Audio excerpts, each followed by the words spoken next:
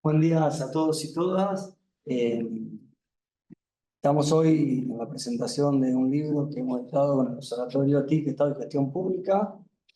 Así que bueno, primeramente le paso la palabra al director académico del Observatorio, doctor Jorge Bracho. Bueno, gracias Juan. Sí, para quienes no me conozcan, supongo que sí, soy Jorge Berchol, director académico del Observatorio TIC, Tecnologías de Información y Comunicación, TIC, Estado y Gestión Pública. Bueno, y el objeto de esta reunión es presentar un libro, el libro que aquí tienen, Derecho y TIC, que es parte de la producción que el observatorio viene realizando, de ediciones, de trabajos vinculados a jornadas, a cursos que venimos haciendo como actividad del observatorio desde que fue creado en diciembre de 2021. Es creado el observatorio aquí en la facultad, soy designado como director académico y desde ese momento realmente hemos tenido una fecunda e intensa actividad que bueno, es visible de distintas maneras. Por ejemplo, en un curso de posgrado que venimos dando con buen suceso, este año vamos por la 4ª edición, que se titula Derecho y TIC, y la presentación del libro de hoy es producto de esa experiencia, de ese posgrado. Es un trabajo que compila 18 artículos distintos, con 18 autores distintos que son parte del plantel docente que participó en ese curso de posgrado de CHITIC y que se le pidió que tradujera sus clases en un paper, en un artículo para justamente objeto de dejar publicación visible y permanente de lo que fue la actividad de los cursos y las clases y los contenidos. De modo que, bueno, de esa instancia que realmente está funcionando muy bien, con muy buen suceso, este año, por ejemplo, estamos dando una versión para el exterior, a través de un convenio con el Tribunal Electoral de México y la Escuela Judicial Electoral, con una muy buena cantidad de inscriptos. Y bueno, esto es parte, como decía, la compilación de todas las actividades, digamos, coligadas de algún modo con el curso de posgrado. No es el único trabajo, si bien hoy presentamos este, pero también hay otro trabajo que lo hemos presentado hace algunos meses, Transformación Pública Digital en Latinoamérica.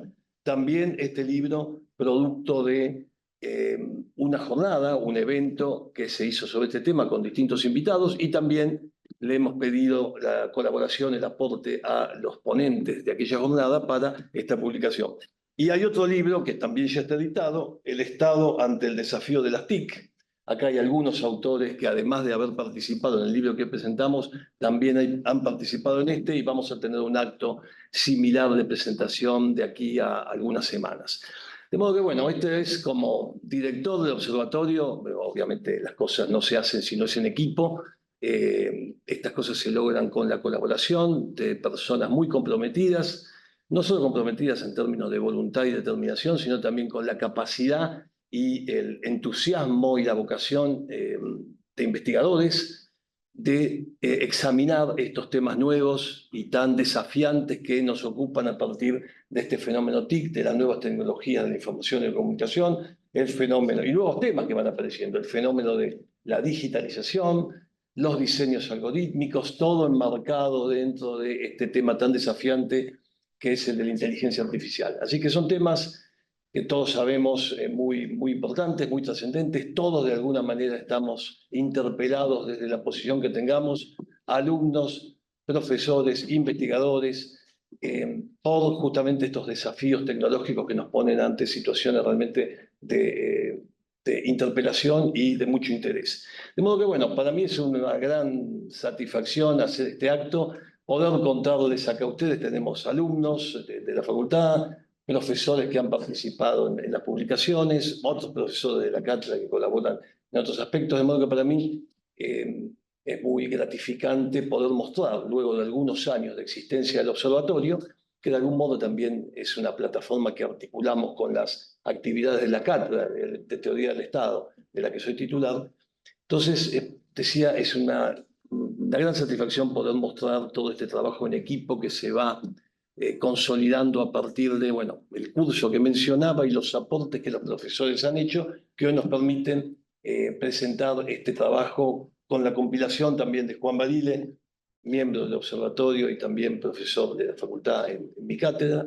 Bueno, y los demás integrantes ya los iremos presentando en cuanto vayan interviniendo. Pero insisto, me parece importante que se conozca lo que estamos haciendo y obviamente que puedan también conocerse todos los que colaboran y los que hacen posible todas estas actividades y estos logros. Y esto también me interesa a los alumnos que están aquí presentes, que se conozcan estas actividades, puesto que a veces no se sabe que existe en la facultad, no saben los alumnos, un instituto de investigaciones, que es este, el Instituto de Investigaciones Jurídicas y Sociales Ambrosio Gioja, que cobija a investigadores de la casa, que generalmente también son profesores de distintas áreas, y que sepan, por ejemplo, también los alumnos que existen observatorios y centros de estudio que funcionan dentro de la facultad, que pertenecen a la UBA, a la Universidad de Buenos Aires, con sede en este instituto o en esta facultad, y que, bueno, en nuestro caso es el que comenté, el que dirijo y estamos presentando esta producción,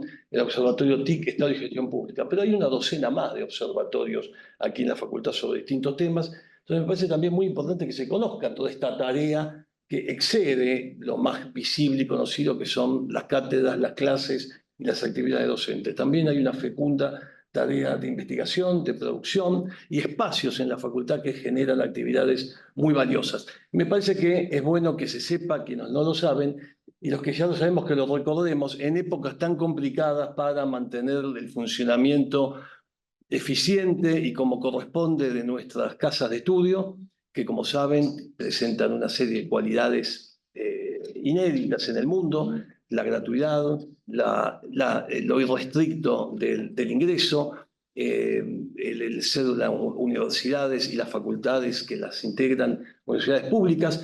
Entonces me parece que los que ya sabemos que todo esto funciona, es bueno reconocernos y darnos impulso a nosotros mismos, y los que no saben, que son los alumnos finalmente los beneficiarios y depositarios de todo esto, que sepan que existen institutos, que existe investigación, que existen observatorios y que hay mucha producción, además de la tarea más cotidiana de las clases que se brindan dentro de la currícula. Así que vamos a ir ahora presentando a distintos autores, profesores también del curso que originó este material y autores que han colaborado con sus aportes muy valiosos a este libro.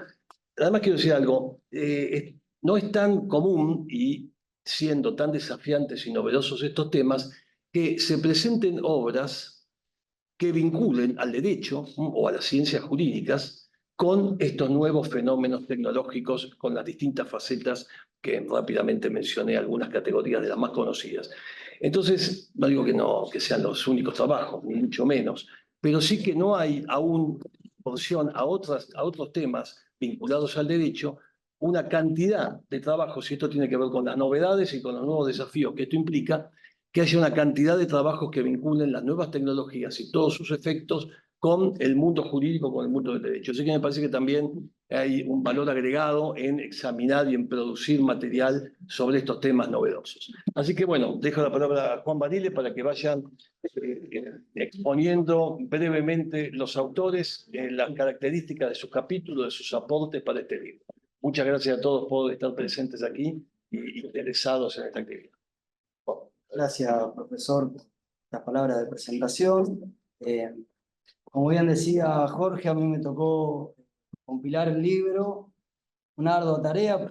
Antes que nada quiero agradecer a los autores, varios están acá sentados, por la paciencia, la generosidad, las observaciones, a las entregas, el cumplimiento de los plazos, y bueno, producto de esto tenemos el libro que hoy estamos presentando.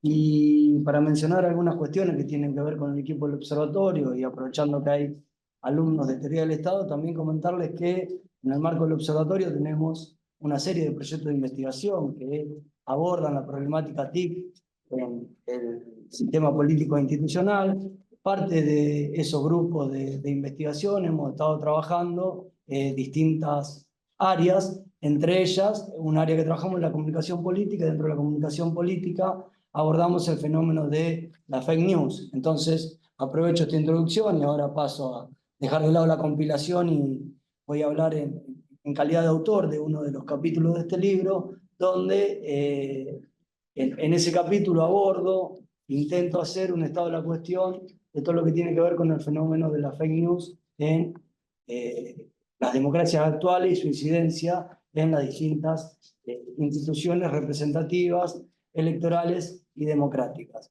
Y esto es importante porque, y si bien reflexionaba yo un poco, digo, bueno, estamos atravesando un proceso electoral que hasta el momento no ha tenido ningún conflicto en términos de desinformación, ¿no?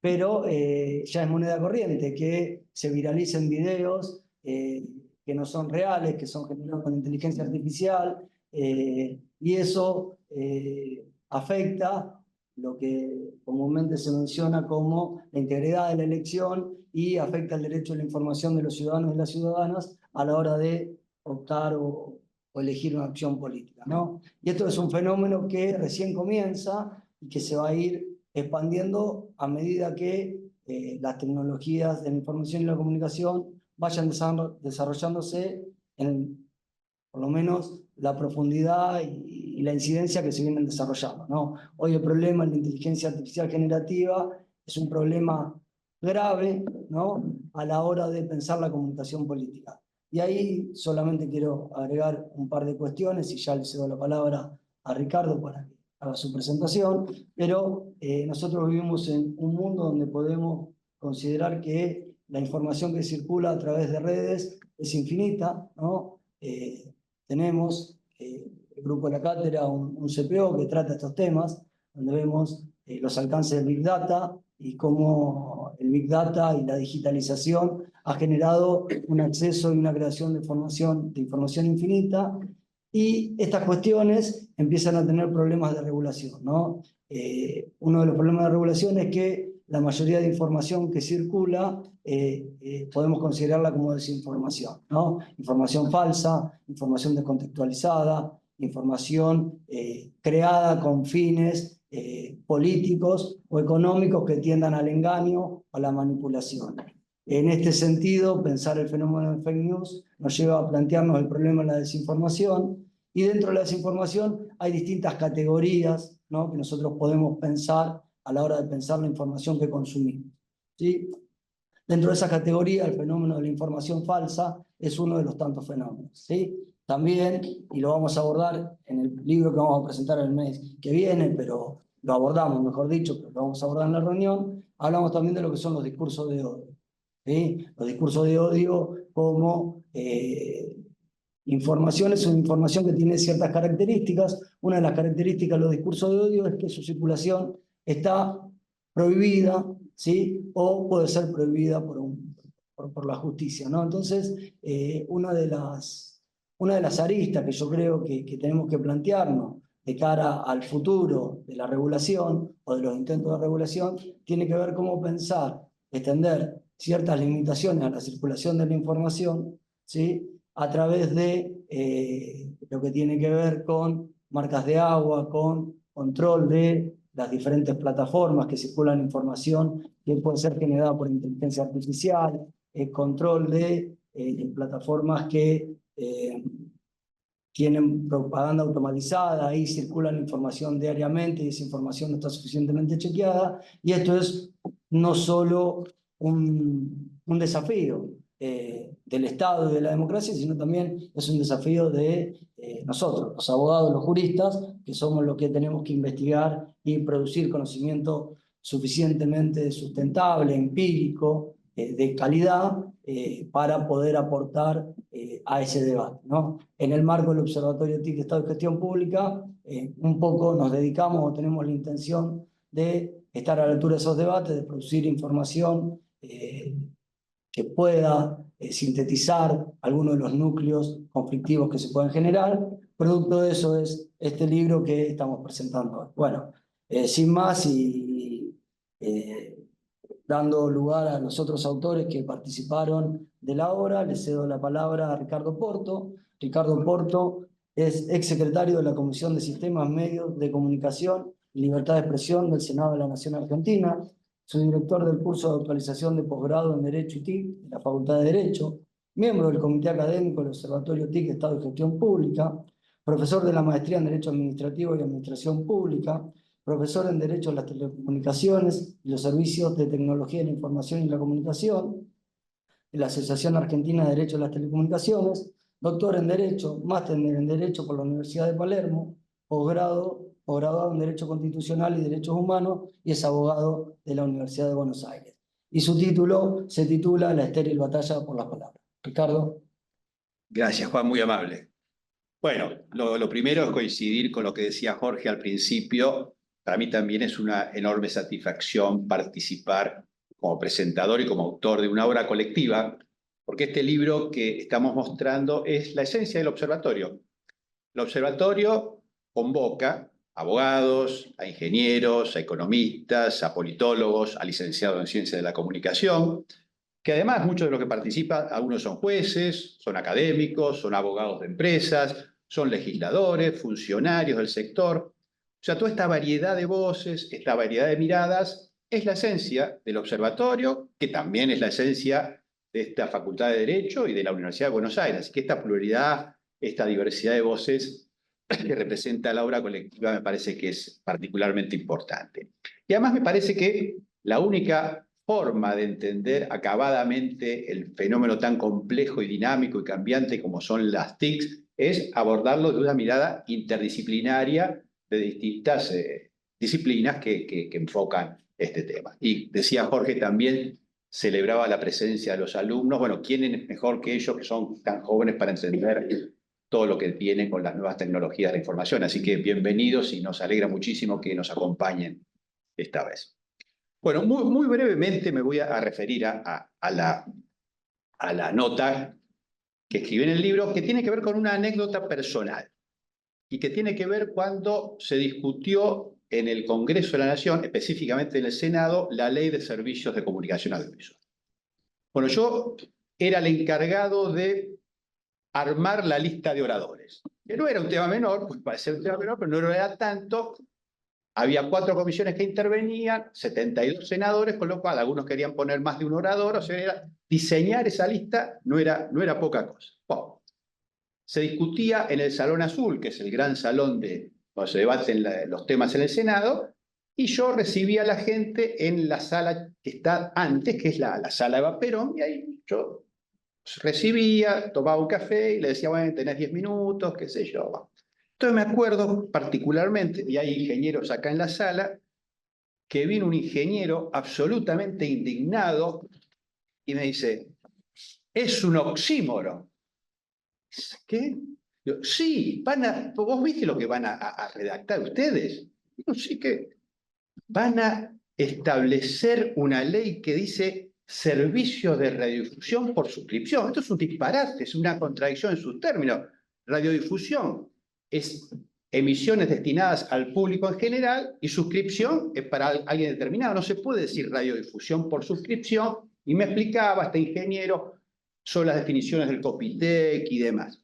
Bueno, yo le dije que, bueno, que era importante el tema y siempre le recordaba, y acá tengo amigos y amigas del Senado que están presentes, que sí, que eran muy importantes las definiciones, pero que tampoco había que pasarse de rosca con la importancia de las palabras. Y teníamos un profesor que nos daba cursos de técnica legislativa, y si bien remarcaba la importancia de las palabras, decía, bueno, pero tampoco se pasen de rosca. Decía, fíjate, no solamente las leyes, la propia Constitución no está bien escrita. Y entonces siempre decía, fíjate vos, el artículo 15 dice, en la Argentina no hay esclavos, los pocos que existen quedan libres a partir de la jura de la Constitución. Y él decía, ¿no hay esclavos o hay pocos? Bueno, entonces, es cierto que se entendía la intención del legislador, pero lo cierto es que, decían los padres fundadores, no habían tenido una redacción demasiado feliz.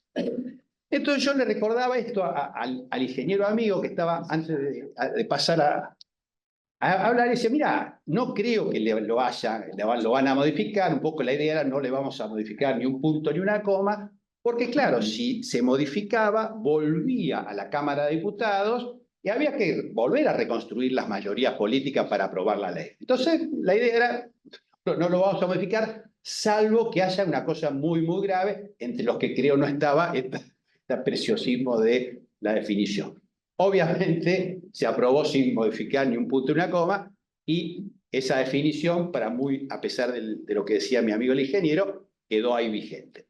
Entonces, la nota dije, bueno, voy a ver cómo fueron cambiando las definiciones de los cables a lo largo del tiempo. Entonces, la nota un poco se cuenta esto, dice, bueno, el primer decreto ley de la NUCE en 1972, sus padres no habían nacido, bueno, lo llamaba a los cables servicios especiales de telecomunicación. Después hubo otro decreto ley de Videla, 1980, que lo llamaba servicios complementarios de radiodifusión, cosa distinta. Después, en el 2009, cuando se discute la ley de medios, bueno, ahí se cambió la radiodifusión por servicios de comunicación audiovisual, pero los cables iban a ser llamados servicios de radiodifusión por suscripción para la indignación del ingeniero. Bueno, después llega Macri y les cambia la designación y van a ser, ya no son servicios de comunicación de radiodifusión, sino son servicios de TIC, de tecnologías de la información y la comunicación. Muy bien. Después viene Alberto, dicta otro decreto de necesidad de urgencia y convierte a todos los servicios de TIC en servicios públicos, esenciales, estratégicos en competencia, con lo cual los cables adquieren una característica que nunca habían tenido en su historia, que eran servicios públicos. Bueno, y finalmente viene mi ley, deroga todo, y ya los cables no tienen ninguna calificación de esa naturaleza, ellos son servicios de TIC. En definitiva, olvídense de todo esto que dije, no vale la pena que recuerden absolutamente nada. Lo único que a mí me parece importante que recuerden, y es que en estos 53 años, desde el 72 a la fecha, los cables siempre se definieron de una u otra forma, pero nunca se discutió por qué. Primero fueron decretos leyes, que por supuesto no había ninguna discusión, ni el de Lanús ni el de Videla. Después fueron decretos de necesidad de urgencia, de Macri, de Alberto y de Emelec, tampoco nadie discutió nada, y la única vez que se podía discutir era en la ley de medios, tampoco se discutió. De modo que la nota, en cierta manera, es un homenaje a la preocupación del ingeniero, que no era tal, que no era un tema menor, porque de acuerdo a cómo vos definas un servicio, serán unas u otras las normas que le aplican, serán unos y otros los derechos y obligaciones. Así que, básicamente, la nota es un homenaje a la preocupación que tenía mi amigo ingeniero sobre definir bien a los cables, y bueno, de eso trata la nota, así que de eso se trata. Gracias. Muchas gracias, Ricardo. Ahora le vamos a hacer la palabra a Javier Barraza. Javier es defensor oficial del Fuero Contencioso Administrativo y Tributario de la Ciudad Autónoma de Buenos Aires, integrante del Comité Académico del Observatorio TIC Estado y Gestión Pública, director del Máster en Derecho Administrativo de la Universidad Abierta Interamericana, profesor adjunto de Derecho Administrativo y de Teoría del Estado de la Facultad de Derecho de la Universidad de Buenos Aires. La contribución de Javier al libro se titula Responsabilidad de los buscadores de Internet. Javier. Muchas gracias. Bueno, señor profesor titular Jorge Bergfol,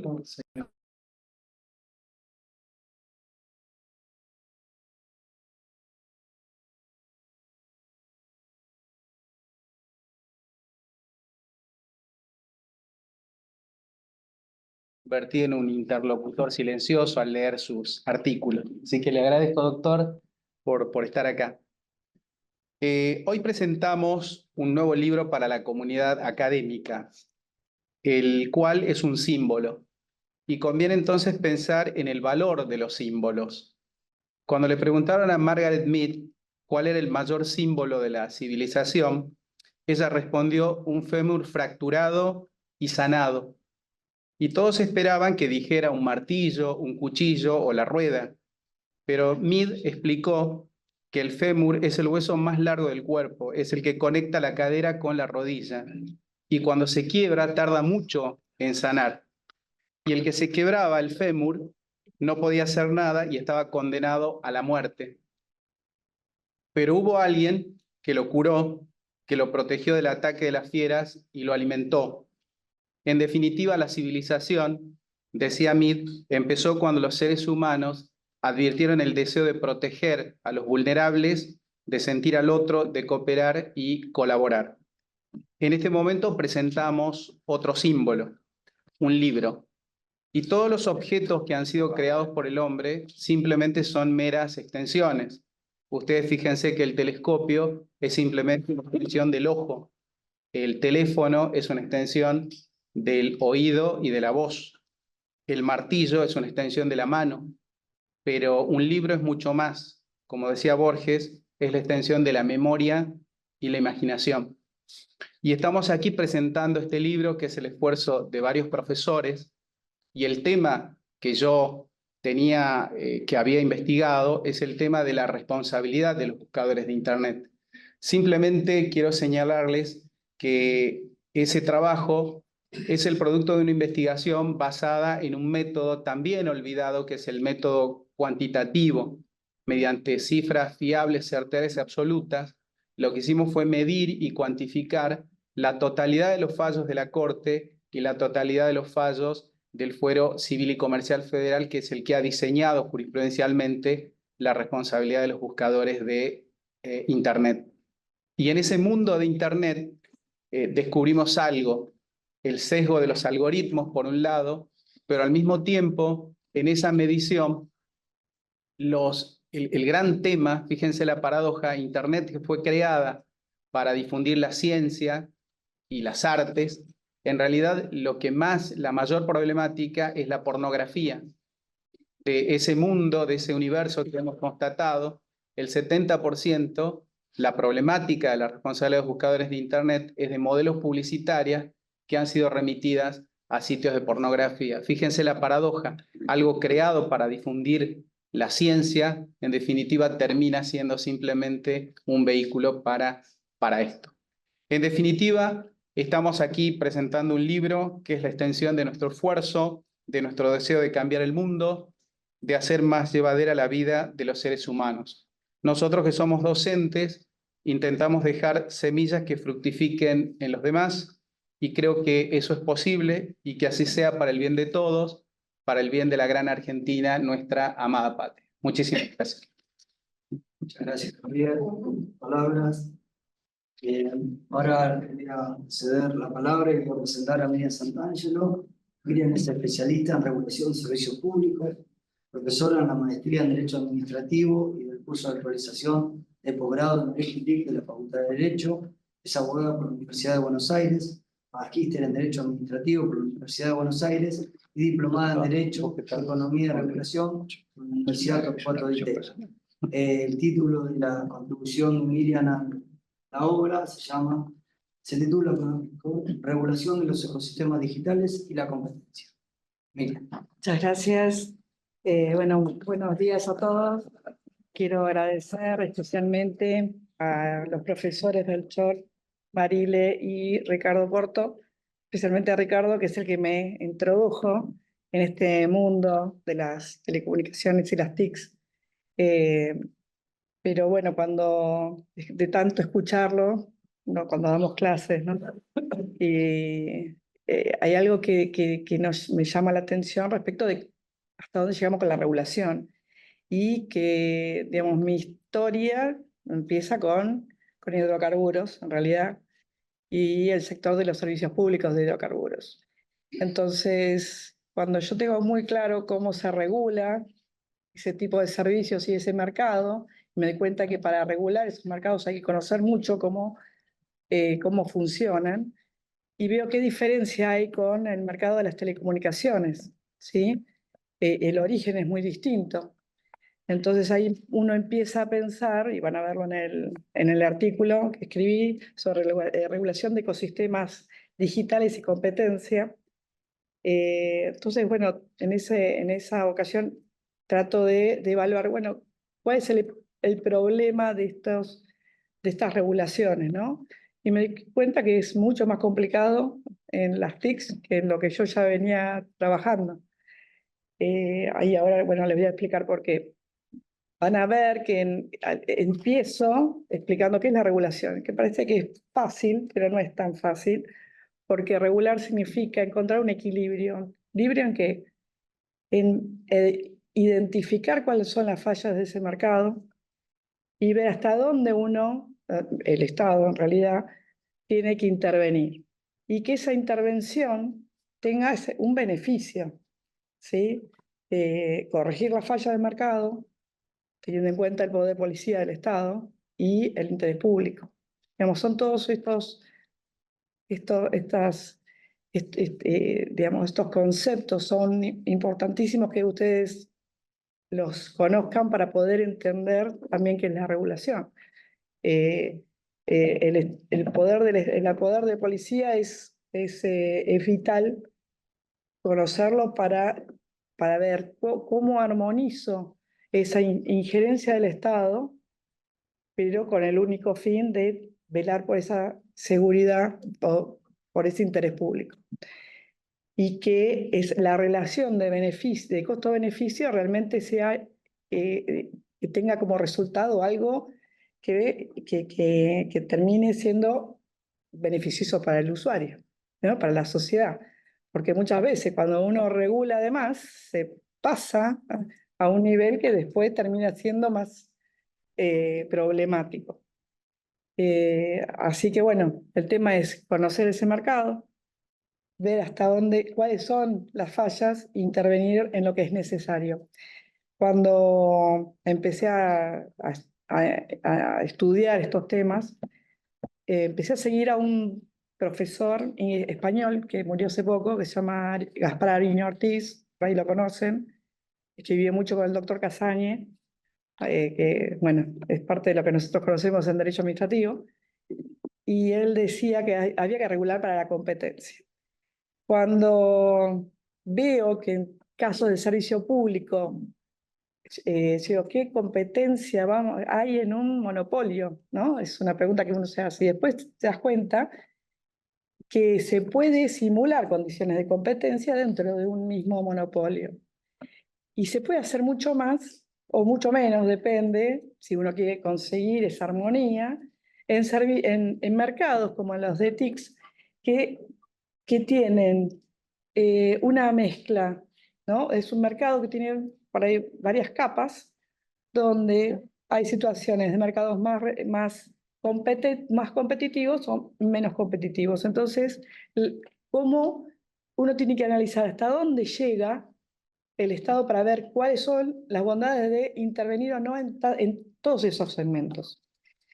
Y bueno, y digamos, respecto a los ecosistemas digitales, que eso es lo que más me complica la vida, porque si uno ve, digamos, no utilizan en el artículo la palabra capas, ¿no?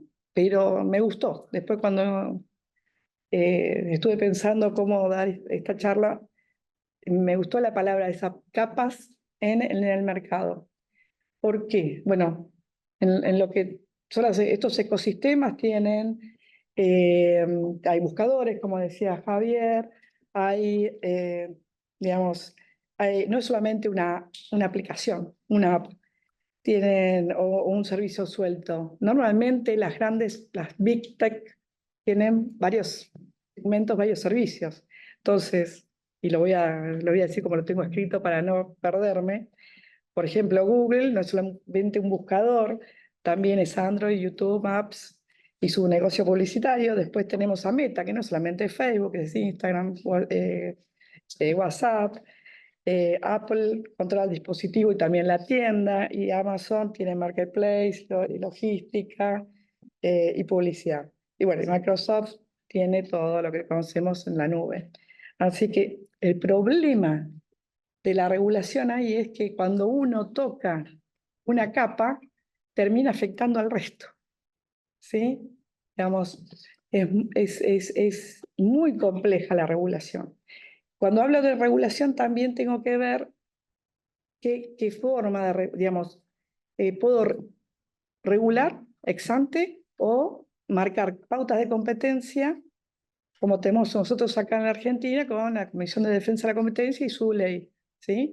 Que es normalmente post.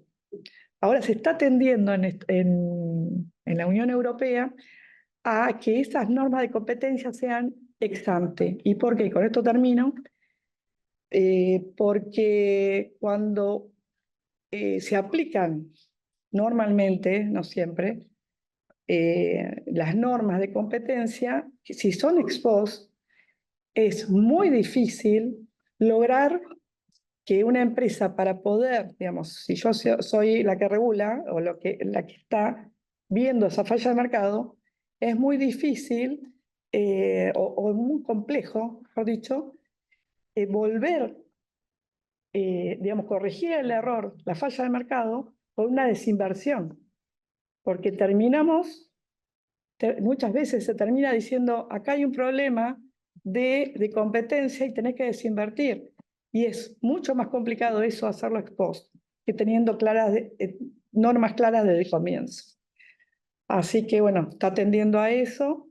Y bueno, y es poco lo que podemos hacer nosotros en estas latitudes, ¿no? Respecto a las Big Tech, tendríamos que estar viendo mucho lo que están haciendo en Estados Unidos y la Unión Europea con estas normas nuevas y que que indirectamente también nos benefician o nos perjudican, depende, digamos, la situación, digamos, los fallos o las decisiones que se tomen en ese segmento. Así que bueno, muchas gracias por la atención. Muchas gracias, Miriam. Palabras. Gracias. Ahora me toca presentar a Arnaldo Cicilino. Arnaldo es abogado por la Universidad de Buenos Aires, máster en Derecho y Economía por la Universidad Torcuato Di Tella, especialista en Derecho Bancario por la Universidad de Buenos Aires y especialista en Derecho de Alta Tecnología por la Universidad Católica Argentina. Es socio del estudio PACBAN desde 2016 y asesor jurídico externo de Google.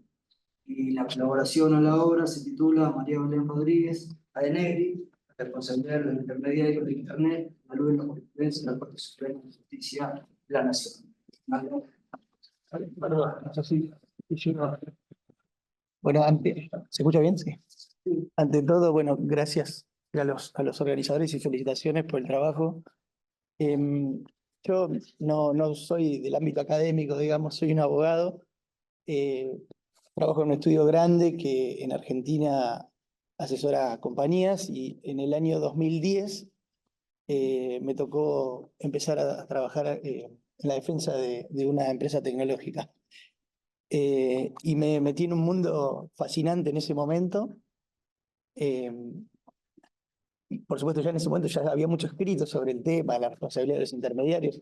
El doctor Molina Quiroga, recuerdo Fernández del Pech, esos grandes debates, y había ríos de tinta y muchos trabajos. Y yo no tenía idea de lo que era ese tema, y creo que en un lapso de 6 meses me leí todo lo que había. Y vi que la mayoría de los jueces, había como 300 juicios dando vueltas que tocaban estos temas, y la mayoría de los operadores jurídicos tampoco tenían mucha idea de lo que se estaba discutiendo.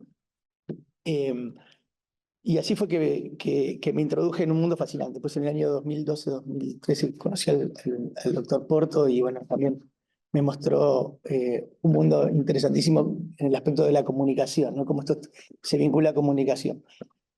Y la realidad es que hubo múltiples intentos de regulación sobre el tema, ninguno por una cosa o por otra, o por política o por técnica, terminó de cuajar y de sancionarse.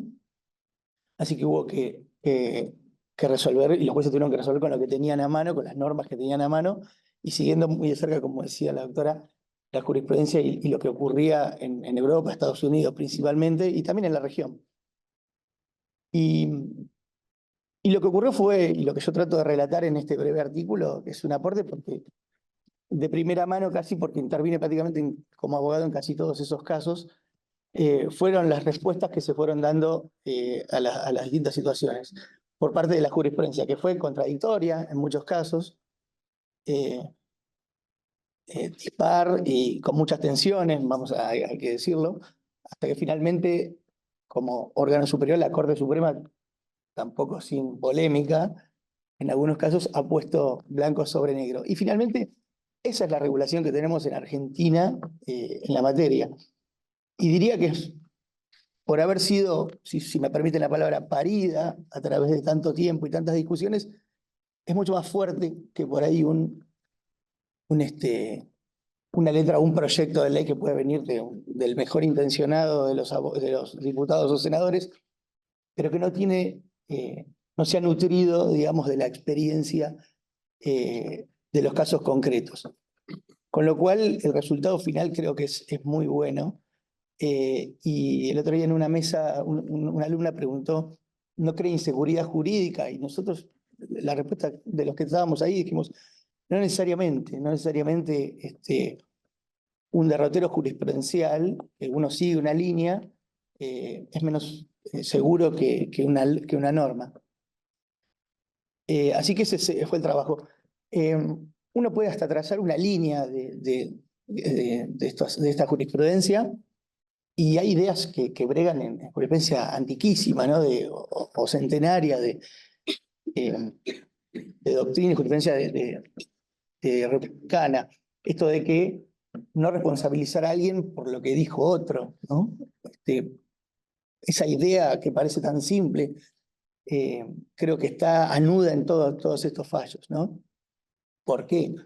Bueno, para permitir la difusión de información, el acceso a la información, no crear trabas. ¿Por qué? Porque la información el acceso a la información y la libertad de expresión es un bien preferido y permite el ejercicio efectivo de otros derechos. Una noción muy obvia para algunos, pero tan difícil a veces de llevar a cabo en la práctica. Así que nada, mi aporte es ese. Los invito, hoy parece que los buscadores parecen ya algo del pasado, es casi un libro, una reseña un poco histórica, ¿no? Parece, aunque es historia reciente, si uno lo mira en términos de derechos, son fallos de hace 10, 15 años, es nada, pero en tecnología, 2, 3 años, hoy es un montón. Probablemente ya los alumnos estén con sus dispositivos no usando más buscadores en sentido estricto, sino otras herramientas nuevas. Y bueno, vendrán las discusiones nuevas, digamos, ¿no?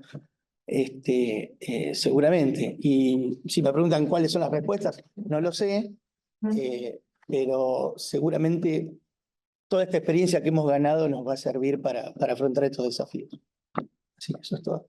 Muchas gracias, Arnaldo, por tus palabras. Bueno, me toca presentar al último autor y ponente de esta jornada, al ingeniero Miguel Ángel Pesado.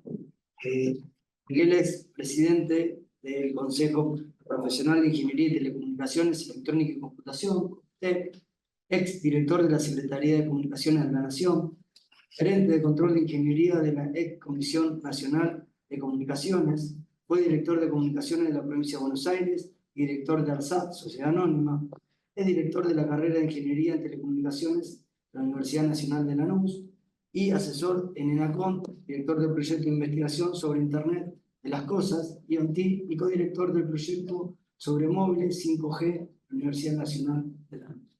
Y la contribución de Miguel a la obra se titula Breve anecdotario de la historia de las telecomunicaciones satelitales en Argentina.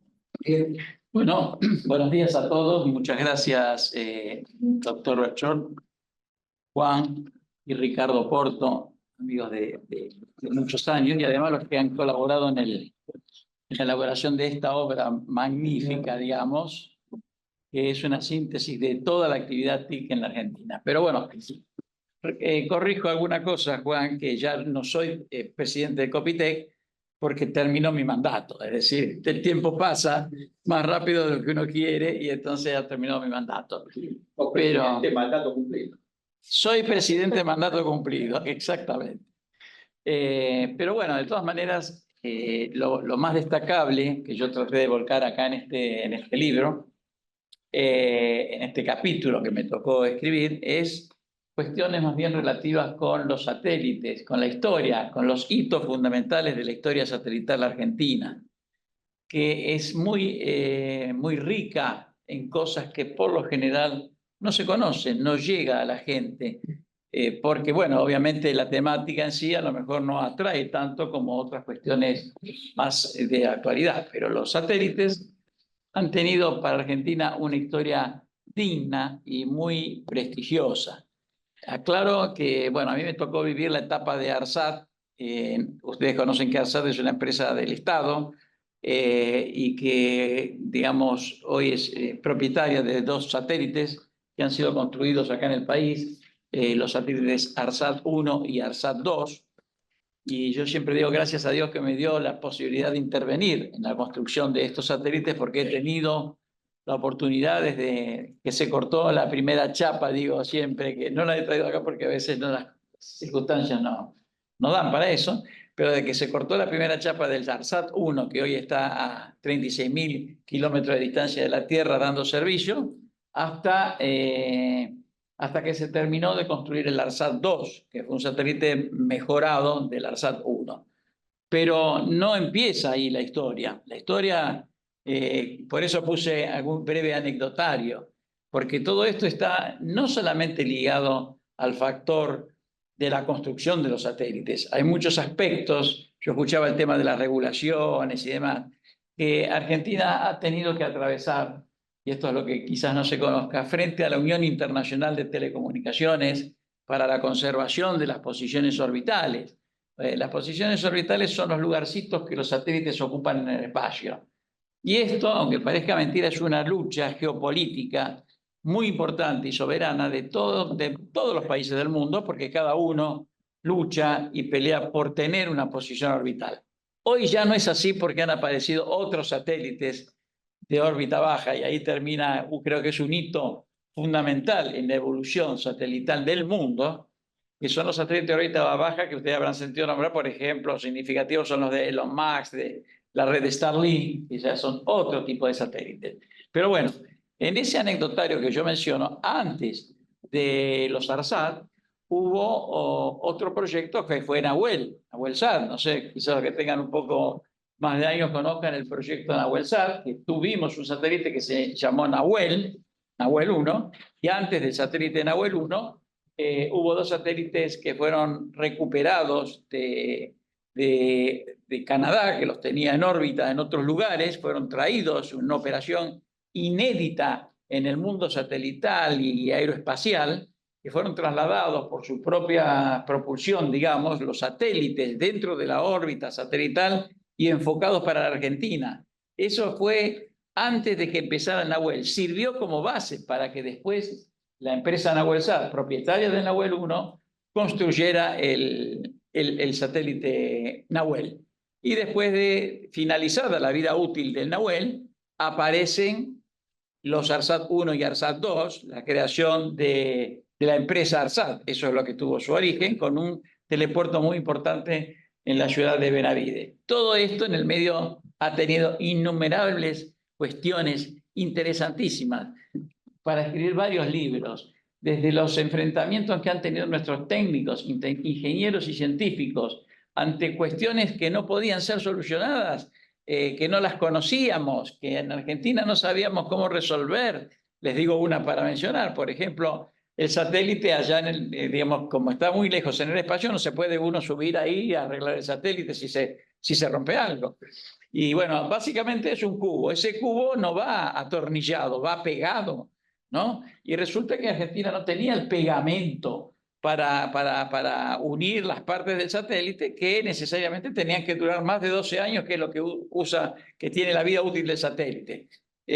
Bueno, nosotros teníamos tiempo porque nosotros habíamos contratado el Ariane, que es un lanzador de los satélites europeos, para que desde Guyana se lanzara, y eso tiene una ventana de tiempo. Si perdíamos esa ventana de tiempo, no podíamos, se atrasaba el proyecto 2 años ya, con un problema catastrófico en lo económico, en el avance de otros países, etcétera, etcétera. Bueno, tenían 15 días nuestros ingenieros y técnicos para resolver, descubrir el pegamento que uniera esas placas.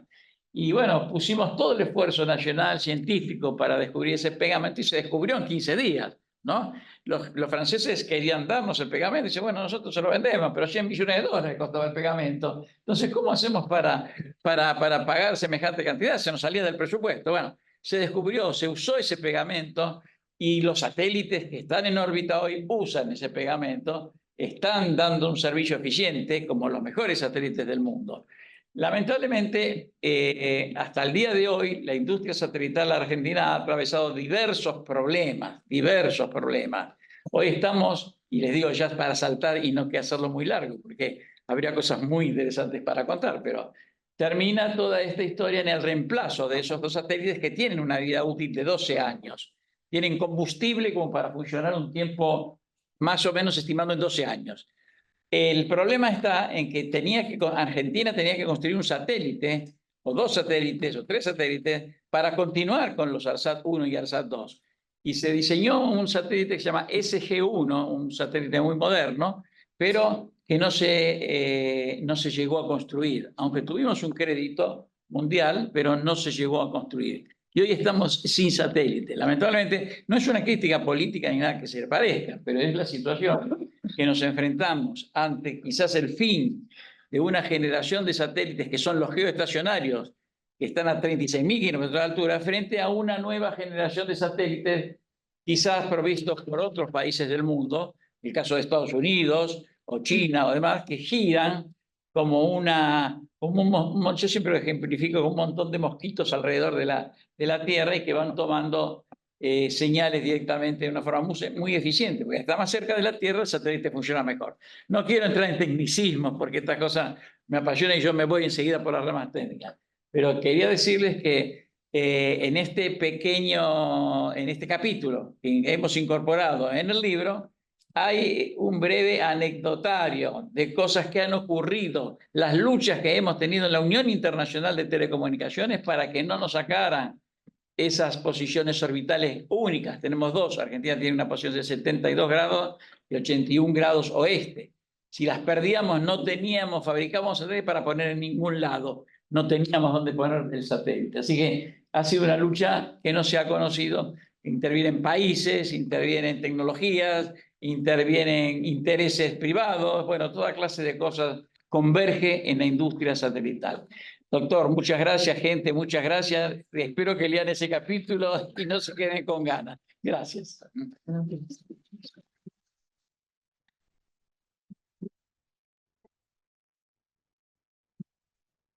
No me lo voy a pronunciar. Compartimos todos los que hablaron, ¿no? Me parece, y yo aplaudo también al resto, así que si me permite un aplauso para los testigos.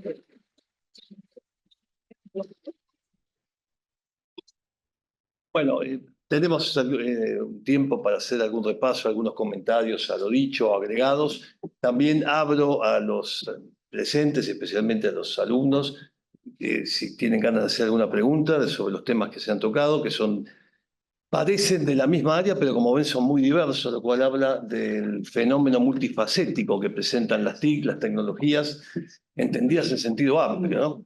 Como cuando alguien habla, bueno, me gusta el derecho penal, o me gusta el derecho constitucional, o el fenómeno TIC. Pero bueno, no es más que un título de un área muy diversa. Como habrán visto, se supone que estamos hablando de un curso de Derecho y TIC, pero los temas son muy matizados, muy distintos y todos pertinentes, no es que hemos mezclado cualquier cosa. Lo cual también nos pone ante la perspectiva de la enormidad de los desafíos que tenemos por delante. ¿Hay alguna pregunta, comentario que alguien quiera hacer de los asistentes, tanto los alumnos como también los invitados, los profesores que nos acompañan? Sí, Gustavo, claro. Hacer algún comentario. Sí, por supuesto.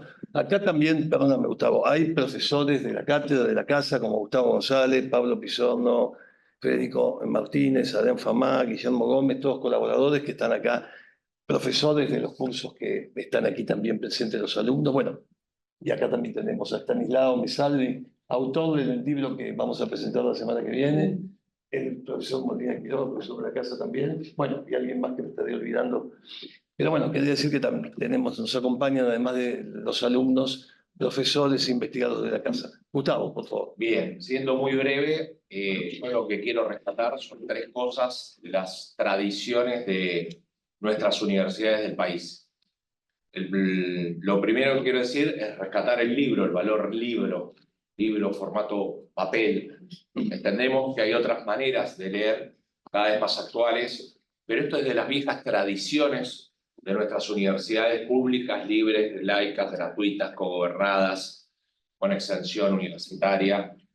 Y es producto, un libro, es producto no de las horas hombres que cada uno de los autores pusieron acá para escribir cada capítulo.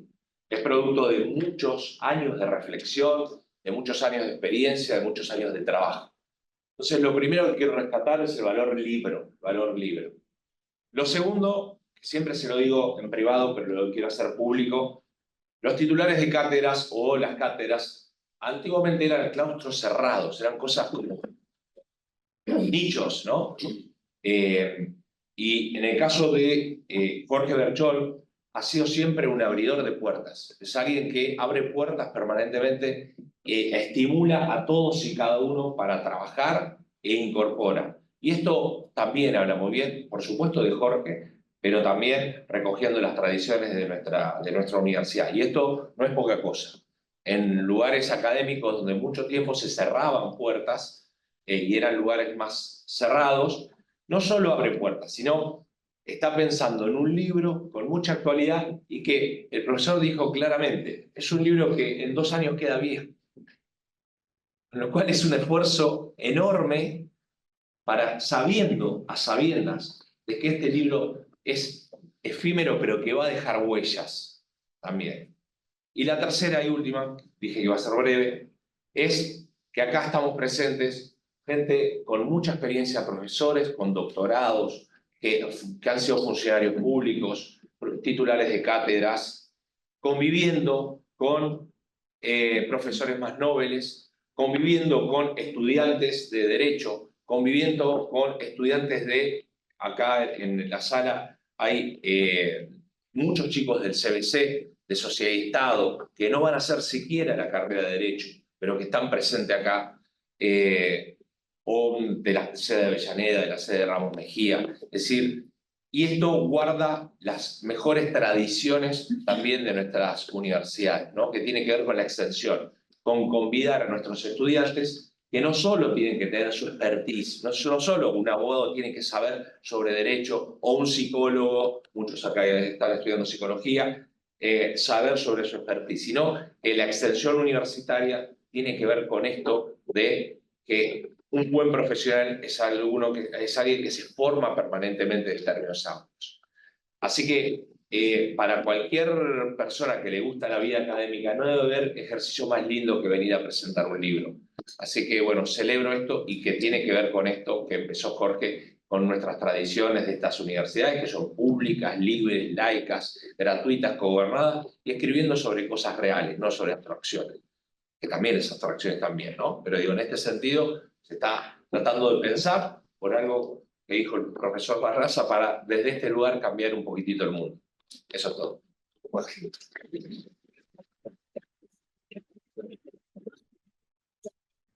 Gracias, Gustavo, gracias por tu comentario.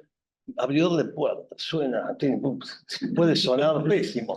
¿De qué tipo de puertas? No, te lo agradezco y lo entiendo. Pero un abridor de puertas también puede ser, ¿con qué intenciones abrir puertas? Pero mi intención es, y a veces, bueno, también he recibido comentarios y lo que mencionaste supone generosidad, pero siempre digo que en realidad la gente que entra por las puertas que yo abro, en todo caso se lo merece también, ¿no? Y no voy a cometer el pecado de decir que se lo merecen mis colegas, por supuesto, pero de alguna manera todos somos merecedores de los espacios que tenemos la posibilidad de crear, justamente por la calidad, la determinación, el aporte. Así que me gusta que lo digas, pero también quiero decir que en realidad hacemos cosas que no se hacen solo, ¿no? Por supuesto, esto son tareas en equipo y eso motoriza y mejora todo lo que se puede producir.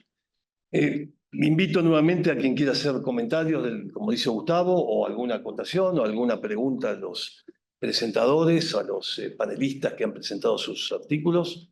Se me ocurrían 2 preguntas. Adán Afamá también, profesor adjunto de la cátedra, y hay alumnos de él aquí hoy presentes. Adán, por favor. Sí, también un poco subrogando las preguntas que se le pueden presentar a alguno de los alumnos, ¿no? Digo, un poco para lo que vos planteabas, Ricardo, en tu exposición, ¿qué considerás respecto al servicio de Internet como servicio público? ¿No? Que esto me parece que dio vueltas en tu alocución. Y también otra pregunta más orientada tal vez al ingeniero, en este caso, es ¿cuál es la importancia de tener satélites, ¿no? Digo, que vos me parece que hiciste mención, pero tal vez para todos, en este caso no solo para los alumnos, sino también para los abogados, que no somos expertos en esa materia, bueno, detallar cuál sería la importancia de tener o de no tener satélites, ¿no?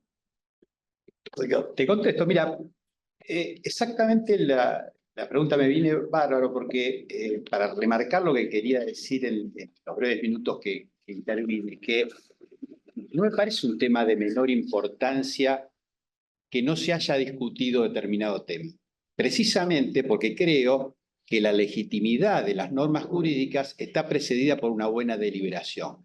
Y cuando las normas no tienen deliberación, tienen bajas credenciales democráticas. Esta tal vez era la idea central. O sea, más allá de la anécdota, bueno, el que no se discuta hace a su baja credencial democrática de la norma. Y fíjate vos lo que planteas el tema de servicio público. Acá tenemos, digamos, en la Argentina hay me extiendo un minutito, pero dame esa posibilidad. En la Argentina hay un diagnóstico común. Bueno, es absolutamente indispensable masificar la conectividad. Es absolutamente indispensable llevar la conectividad a todos los rincones de la Argentina.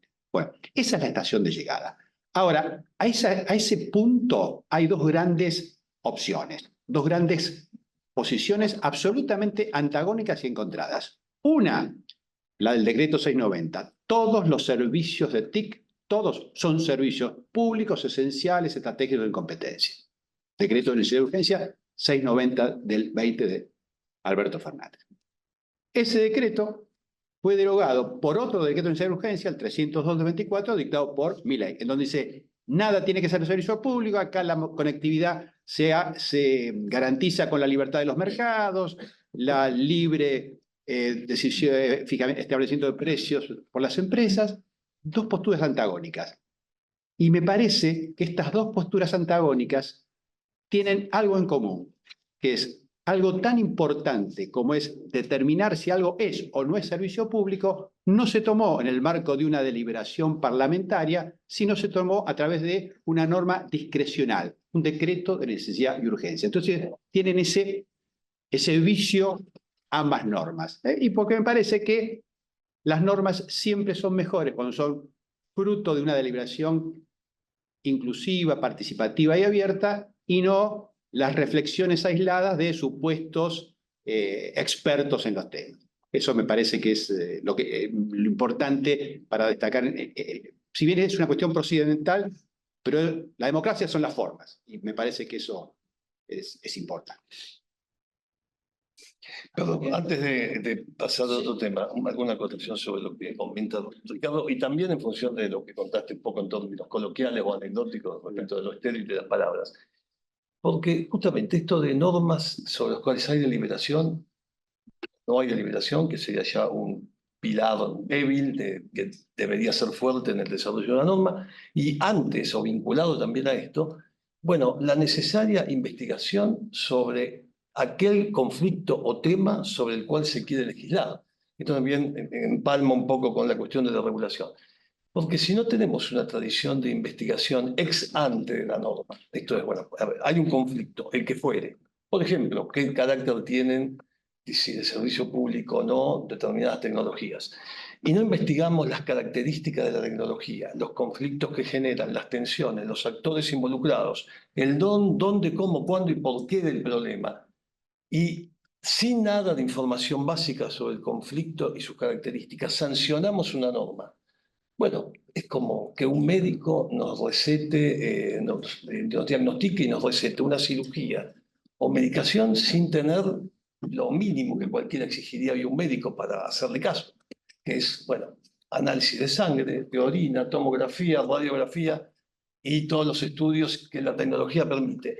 Esto me parece que es un déficit que tenemos en las facultades de Derecho de grado, en el grado, que se intenta superar o suplir en posgrados y en áreas o espacios de investigación, como puede ser este instituto, pero me parece que no alcanza todavía y que está intentando cambiarse ese paradigma deficitario con morosidad.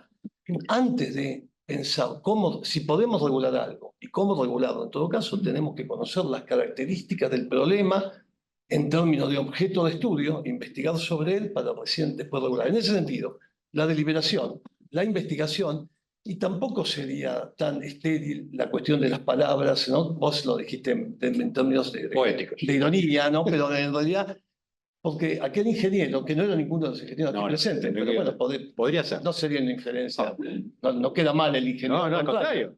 Al contrario. Es el único que la vio. No, y decir, bueno, pero ojo, no da lo mismo, especialmente en materia regulatoria, donde hay técnicos, juristas, que la palabra y los términos y el contenido semántico y semiológico de lo que decimos es vital. Bueno, no es lo mismo decir algo que está bien dicho, más o menos, pero bueno, es coloquial o da lo mismo. O sea, tiene que haber una definición técnica específica, adecuada a las características del problema que estamos investigando y sobre el cual legislaremos. Bueno, me parece que esto... Y acoto algo que ya que venía por aquí, para no interrumpir luego. El fenómeno de la digitalización, ¿no? Que es uno de los matices o de las características del fenómeno más amplio, el área competencial, las TIC, que insisto con lo que dije hace un rato. Como ven, hay muchísimos matices y temas, todos importantes, vinculados al fenómeno de las nuevas tecnologías de la información y la comunicación, pero que son muy diversos entre sí. Y todo es propio del área. Y cada vez hay más información que va a abrir cada vez más vías y nuevos caminos que tienen que ver con el fenómeno TIC, el fenómeno de las tecnologías, pero que merecen estudios per se. Este es el problema que Bernaldo Sicilino, lo hubieras evitado, Bernaldo, pero ya lo dijiste, de que claro, cualquier libro, y tiene que ver también con lo que dice, nace viejo. Y uno lo sabe, claro, hay cuestiones que ya te vienen históricas. En este sentido, añorás vos, Gustavo, siendo joven, el tema de la tradición del libro, el tocar las páginas nuevas, el olor que tienen las páginas nuevas.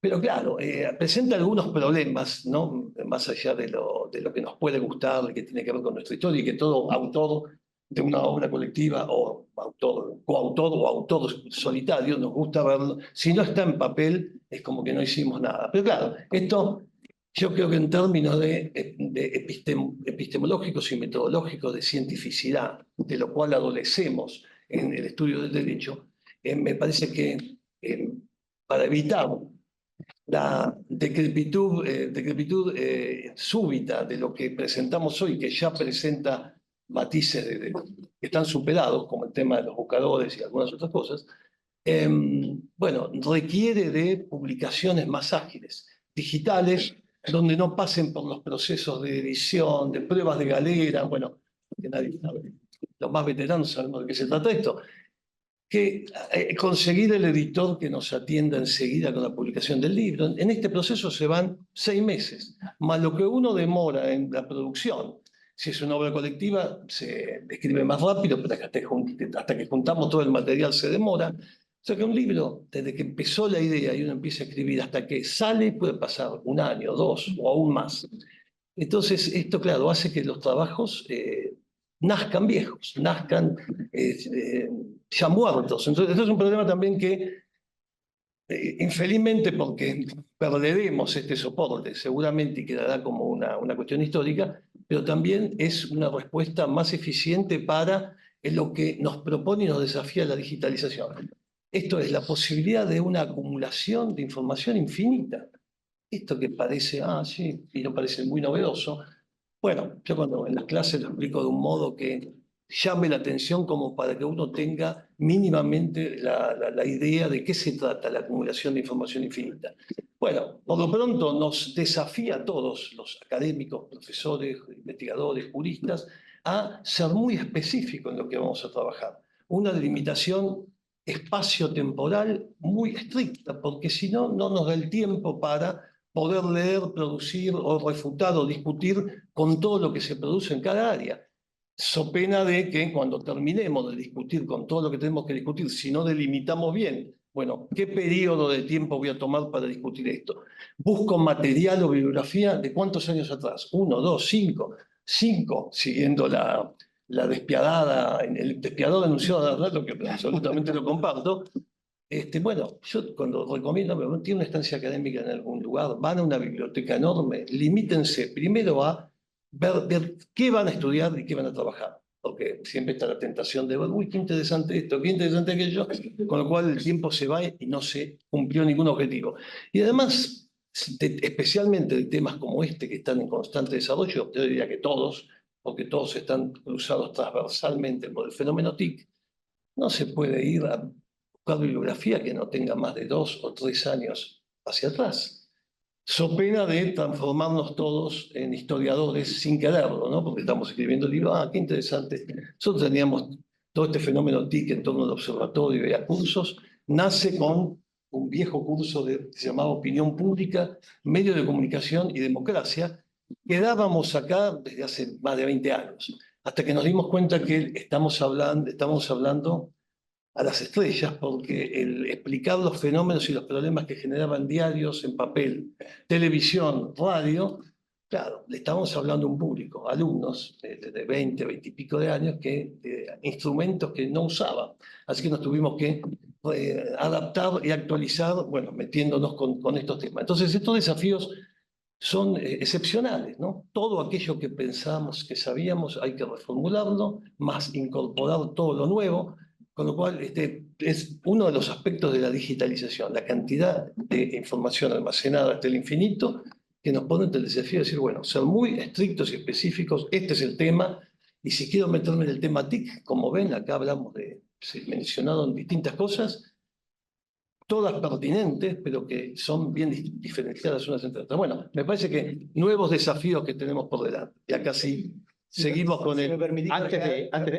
Bueno, había un profesor que decía que nada mejor que leer la historia para entender el presente y tratar de pispear un poco el futuro, ¿no? Así que, y las nuevas tecnologías tienen algunos detalles que vienen desde siglos, ¿no? Así que está bueno siempre, nada queda desactualizado. Sí, tener el contexto, por supuesto, claro. No, antes de darle la palabra a Miguel, quería subrayar algo que... Cortito, ¿no? La pregunta, Dale. creo que la pregunta era qué diferencia hay entre hacer satélites y no hacer satélites. ¿Cuál sería la importancia para aquellos que no somos, solo... Pero te contesto concretamente. Yo creo que la importancia de hacer satélites, no hacer satélites, te da tu ubicación en el mundo, ¿no? Esto es muy importante. Fíjense, les doy una referencia. En el año más o menos 2008, Argentina era el 8º país fabricante de satélites en el mundo. Y hoy ya no podemos decir lo mismo. Ya hoy, no sé si seremos 8 a partir del punto de abajo. Estas realidades hay que decirla, aunque duelan, pero es así. Esta es la evolución que han tenido las cosas. Me hace acordar, doctor, teniendo en relación a lo que usted habla respecto al libro físico y el libro digital, ¿no es cierto? La dinámica que tienen todas estas tecnologías es muy grande. Y además, en el caso particular de los satélites, no solamente hay satélites de telecomunicaciones, hay satélites que hacen montones de otras cosas, investigan la superficie terrestre, investigan los mares, investigan el ambiente espacial, están para seguridad, para espionaje, para militares, hay de toda clase de satélites. Argentina, te voy a definir una cosa que es muy importante. Argentina tiene la capacidad, escuchen bien esto, la capacidad científica y tecnológica, intelectual, para los principales desarrollos del mundo, para los principales, muy actualizada. Hoy no estamos atrasados. El problema, y acá también voy a decir algo que es duro, es un problema especialmente político, de comprender qué es lo que está haciendo Argentina y de qué trata todo este tema. Que si no se entiende, mal se puede abordar. Los satélites, no solamente el proyecto satelital, no solamente está enganchado con los satélites en sí mismos, sino con el tema de los lanzadores. Los lanzadores, hoy llegar a la órbita, identifica al país en un grado de avance más o menos importante. Cuando llega a la órbita, o sea, sale al espacio exterior, eso da el grado de avance. En su momento era distinto, porque el lanzador era europeo, norteamericano, chino o ruso, eran 3 o 4, y se acababa ahí. Pero hoy en día todos los países han desarrollado lanzadores que permiten llevar los satélites a la órbita. Entonces, hoy hay que analizar todo este proceso en el contexto científico y tecnológico del país y en relación al mundo. Por eso digo, la respuesta concreta es: Argentina está en condiciones hoy de desarrollar científica y tecnológicamente satélites y lanzadores, pero no hay madurez, no hay interpretación de todo esto que estamos hablando. No hay una agencia espacial argentina, por ejemplo. Yo siempre he publicado varias cosas que dicen, ¿cómo Argentina no tiene una agencia espacial? La tiene Uruguay, la tiene Paraguay, la tiene Chile. Argentina no tiene agencia, tiene la CONAE, que nada tiene que ver porque hace satélites de otra clase. Acá estamos hablando, doctor, de los satélites TIC, de telecomunicaciones, concretamente. Entonces, eso está disociado. Tendría que haber un organismo nacional que se encargue del tema satelital y de los lanzadores. No lo hay. ¿Y por qué no lo hay? Porque Argentina no tiene conciencia en los niveles políticos de qué se trata todo esto. Entonces eso va generando un retraso en función de lo que actuamos en el mundo, pero no retraso de los técnicos y científicos que siguen estudiando. ¿Y qué pasa con los científicos que se generan acá y técnicos? Y se van a trabajar a Estados Unidos, están en Rusia, están hasta en China, gente que ha salido de acá, compañeros míos. Por lo menos hay 7 compañeros míos que trabajaban en ARSAT con la construcción de estos satélites que menciono yo y que están en Estados Unidos, la mayoría están en Estados Unidos y algunos en Europa. Esto es un ejemplo. Es decir, nadie los comprendió, los vinieron a buscar, se los llevaron, les pagaron más y se fueron. ¿Me explico? Perdón. Sí, perdón.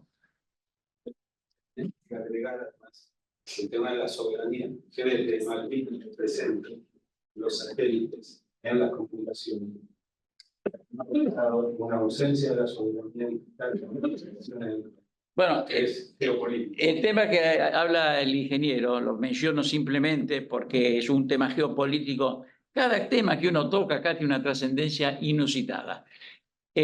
Con su ubicación en el Atlántico Sur, las Islas Malvinas, tienen derecho hoy, a nivel UIT o Naciones Unidas, a pedir una posición orbital para cubrir el hemisferio sur del continente americano. Con lo cual, ellos podrían cubrir con un satélite inglés. No quiere decir que vayamos a entrar en guerra ni nada por el estilo, pero tienen derecho, porque así se los reconoce, a tener una posición orbital que le permita poner satélites que alumbren a Argentina. ¿Me explico? Esto es importante. ¿Cuál es el problema? Que nadie va a decir esto en la UIT, que es la Unión Internacional de Telecomunicaciones, donde se dirimen todas estas cuestiones. Si alguien llevara esto, se comprende, se analiza y va a decir, bueno, no, señores, ustedes allá, las Naciones Unidas han reconocido la soberanía de Argentina sobre la Malvinas, entonces no puede tener una posición orbital de estas características. Pero no se habla, no se comprende, y este es un problema gravísimo. Nada más, no quito más tiempo. Gracias. Sería acompañar un poco la... Soy Federico Martínez, autor de uno de los capítulos.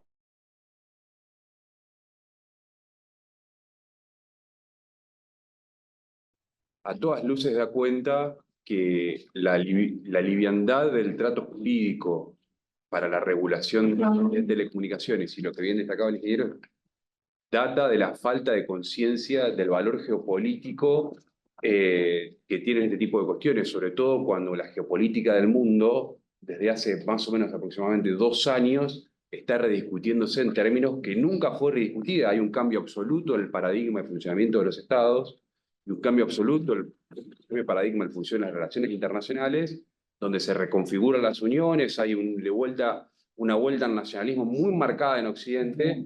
Entonces digo, frente a este panorama internacional, la ausencia plena de una política de Estado en relación a la conservación del baluarte tecnológico, del baluarte de las telecomunicaciones y demás, data también de una falta de formación. Y creo que es también nuestro deber como docentes trasladarle a los alumnos esta referencia, trasladarlas a los alumnos esta situación que quizás no está viéndose y que se pierde en la coyuntura de la diaria y que se pierden otros temas que son por ahí más tangibles a la hora de discutir. Lo que no tenemos en cuenta es que cuando hablamos de telecomunicaciones y hablamos de satélites, estamos poniendo en juego, entre otras cosas, la conectividad del teléfono que tenemos a la mano. Entonces, que perdamos conciencia de eso o que tomemos conciencia de esto quizás nos hace tomar conciencia de la profundidad y la gravedad del tema sobre el que estamos estudiando hoy. Es una reflexión. Gracias. Federico, ¿escribiste en el libro Transformación Pública Digital? No, escribí en Derecho y TIC sobre proceso de compra de tecnología. Ajá, bueno, muy bien.